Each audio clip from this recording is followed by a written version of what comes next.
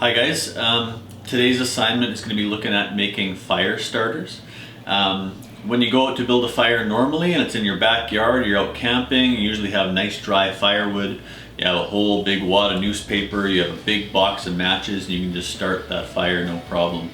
But when conditions aren't ideal, it's nice to have a fire starter that's going to hold a flame for a long period of time so you can build up your fire nicely.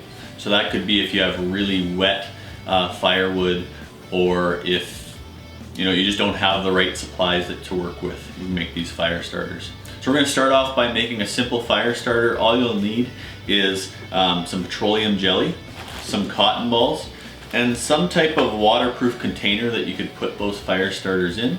I've got an old metal mint tin, but a pill container works really well too. Okay, so let's start with our cotton ball fire starters.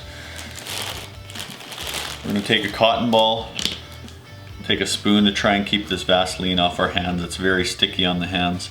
And we're just going to smear that onto the cotton ball.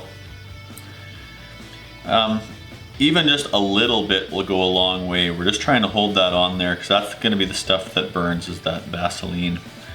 We place it on there and then we stuff it inside our container. We're going to do a couple more. We can probably fit 10 or 15 of these things in here. And if we do that, we're going to have lots of fire starters to pack into our bag. So if we were doing an off or a backcountry camping trip, we'd have plenty of fire starters that would add very little weight to my pack.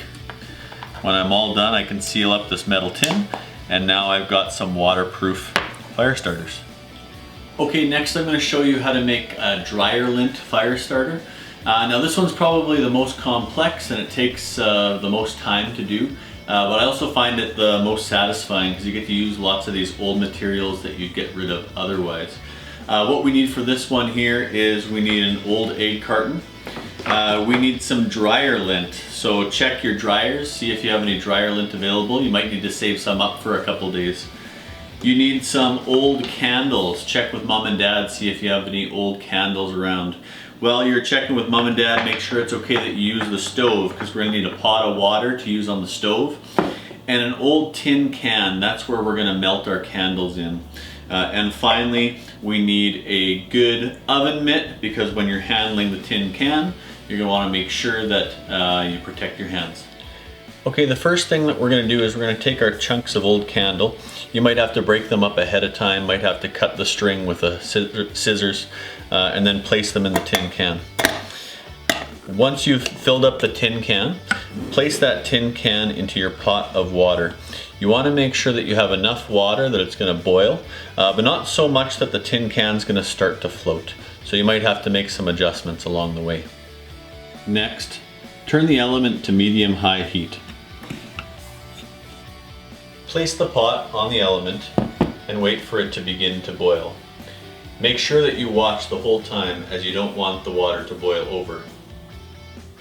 While you're waiting for the wax to melt, fill the egg carton with your dryer lint. You can pack each section as full as you need to. The more lint, the more wax it will absorb.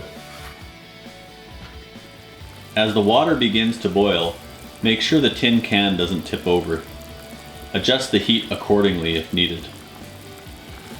When the wax has melted, put on your oven mitt and remove the can from heat.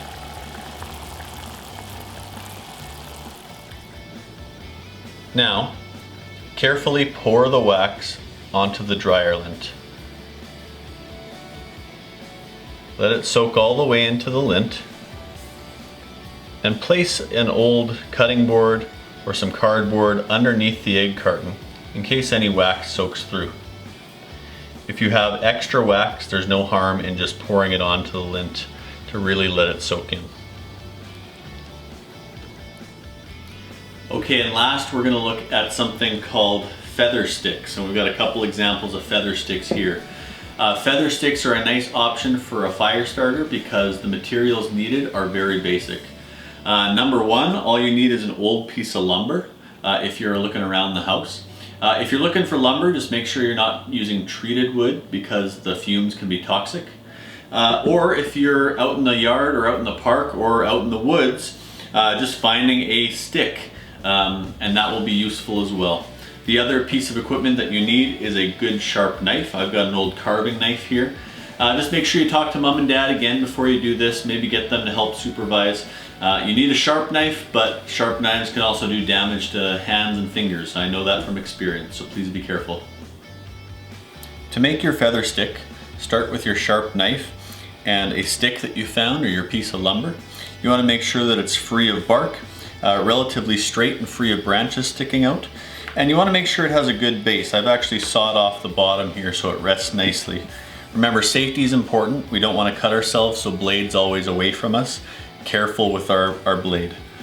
I'm going to start by making a nice smooth platform with steady downward motion. And right now I'm just trying to make that smooth platform, so it's okay if I lose some of the shavings along the way.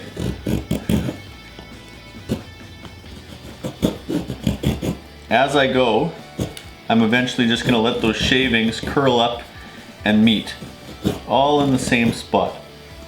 Remember, control with the blade is going to be really important.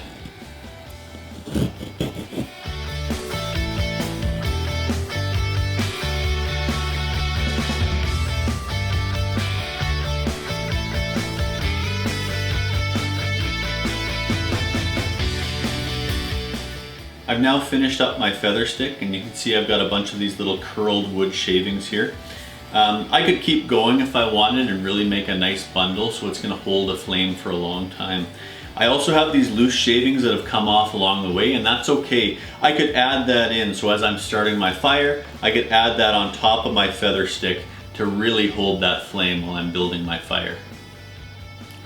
So now that I've got my 3 fire starters finished, my cotton balls, my dryer lint fire starters, and my feather stick, I've got 3 great options to start a fire with. Let's head outside and let's see which of these hold up to a flame the best. Okay, so we're going to try all these fire starters now. Remember, we still need a match or some lighters to get these going, but once they get going, they're going to hold a flame for a long time so that we can build a good fire around it with only one match.